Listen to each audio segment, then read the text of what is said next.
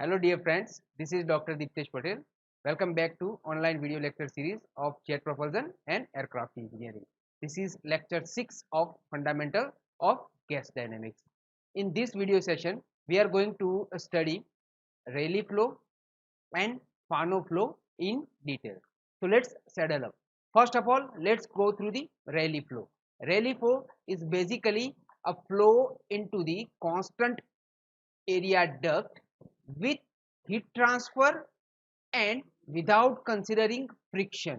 So Rayleigh flow, in Rayleigh flow we are considering a heat transfer, but we are not considering any friction at all. Now let me give you a few example or the applications of the Rayleigh flow. For examples, the flow through the combustion chamber, regenerator, heat exchanger, these all are the part of the Rayleigh flow, because in the combustion chamber or regenerator or heat exchanger, the exchange of heat takes place, means there is a heat transfer between the two medium, but we are neglecting the frictions.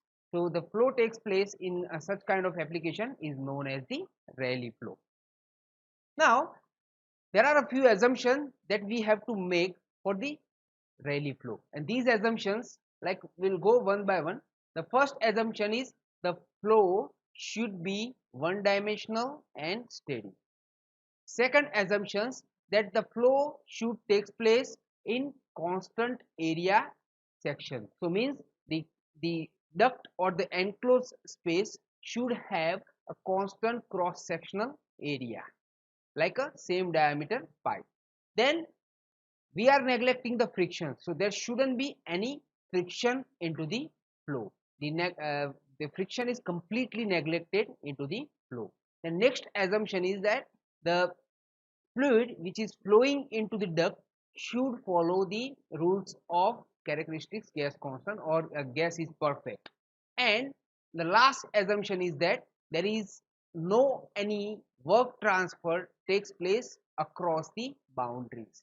So these are the assumptions that we have to make for the Rayleigh flow. Now let's go through the Rayleigh line or Rayleigh curve. Now let's follow the same definition.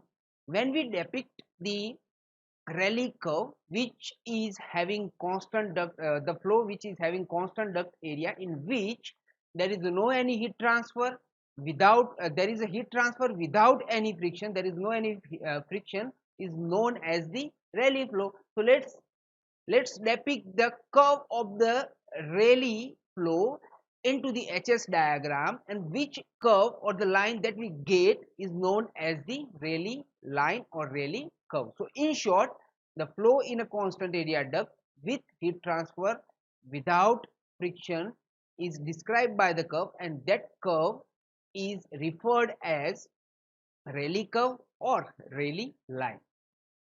Alright, so this slide represent a Rayleigh line or Rayleigh curve. You can see the Rayleigh curve is depicted in HS diagram. Here x-axis represent entropy, while the y-axis represent the temperature or enthalpy, and the Rayleigh curve is depicted over this HS diagram.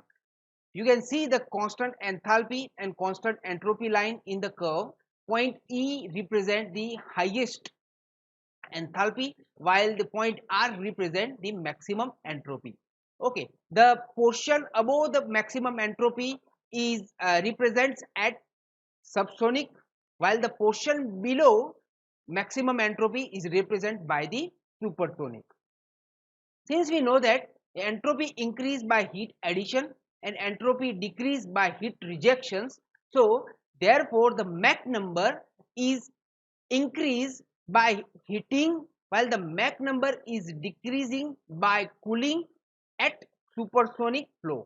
On the other hand, Mach number is decreased by heating, while it is increasing by cooling in supersonic flow. So this is completely a different phenomena in subsonic region as well as in supersonic regions. Now let's move forward to find out the equations to depict the Rayleigh curve in HS diagram. So first of all, let's go through the mass flow rate. We know the mass flow rate is equal to rho AC, and therefore I should be able to write down m upon a is equal to rho c, that is equal to g.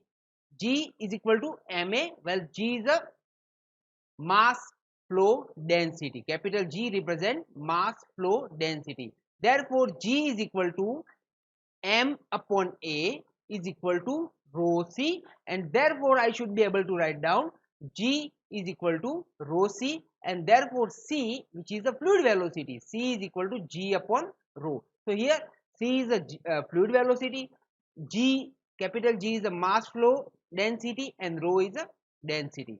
So this equation, this relation that we are going to use later on, and therefore C is equal to G upon rho. Now momentum equations can also be given as P plus rho c square is equal to constant.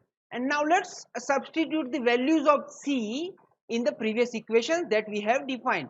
P plus rho c square is equal to constant. So here we are going to put the values of C in this equation, and we are going to find out that P plus rho into g square divided by rho square is equal to constant. Now rho would be eliminated from numerator and denominator, so the leftover is p plus g square divided by rho is equal to constant, or I should be write down p plus g square nu is equal to constant.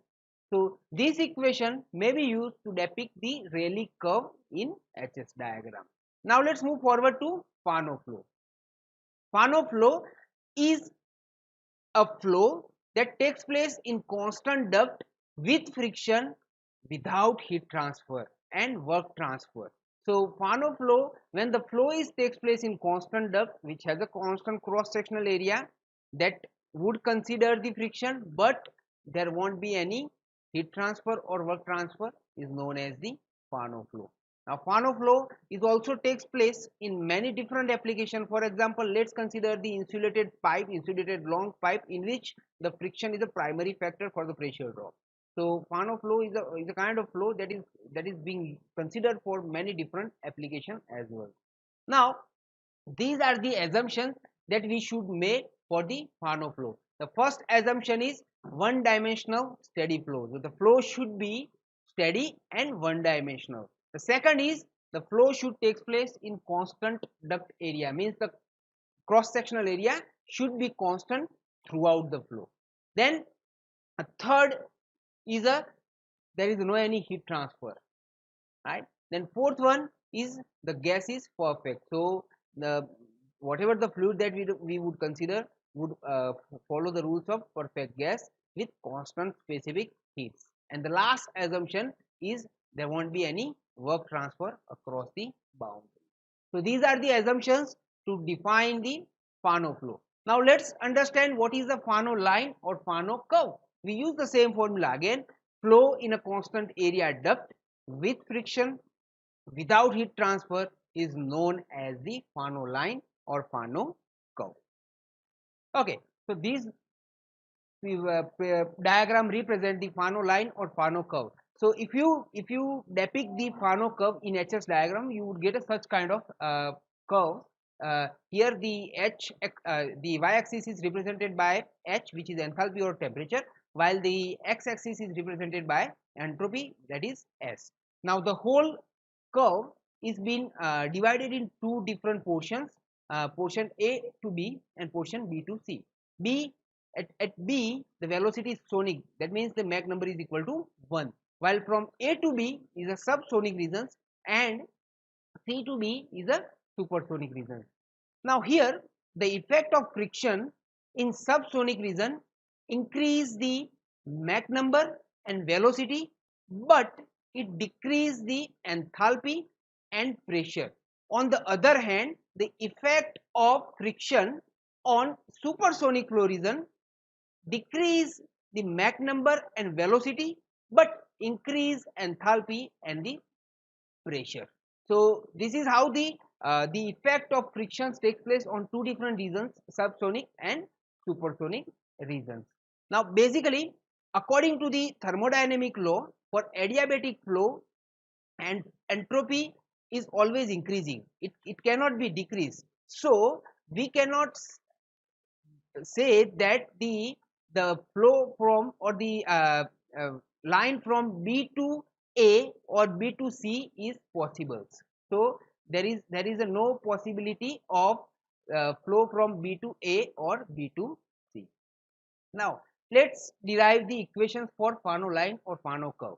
Now let's consider the mass flow rate again. M is equal to rho AC. So therefore M divided by A is equal to rho C, and I should be able to write down G, which is the mass flow density, is equal to M upon A, that is equal to, therefore it is equal to rho and C. So here G is a mass flow density, rho is a density of fluid, and C is a velocity of fluid, and I could be able to write down G is equal to rho C, and therefore C is equal to G upon rho. Now let's revise the equations for stagnation enthalpy. Stagnation enthalpy, which was HO. HO is equal to H plus 1 divided by 2 C square. And here what we are going to do, we are going to substitute the values of C that was derived in previous slide into these equations. So what we are going to say, we are going to get HO is equal to H plus 1 divided by 2 G square divided by rho square. So H is equal to HO minus 1 divided by 2 G square divided by rho square. So what we have done, we just get the whole value 1 divided by 2 G square upon rho square on the other end, and that's why it has become minus. So this is the equations for static enthalpy, right? But now the density rho, which is a function of entropy and enthalpy, so I should be able to write down rho is equal to function of S and H, and now I'm going to substitute the value of density, which is rho, in above equations here, in the equation called H is equal to HO minus 1 divided by 2 G square divided by rho square. So what I would get? I would get H is equal to HO minus 1 divided by 2 G square upon F inside the bracket S comma H square. So therefore H is equal to HO minus 1 divided by 2 G square inside the bracket F inside the bracket S comma H square. So this is what the enthalpy for the static enthalpy, and this equation may be used to depict the Fano curve or Fano line in HS diagram. So this is all that we have in this video section. If you have any doubt, you can write down in the comment box. Thank you very much.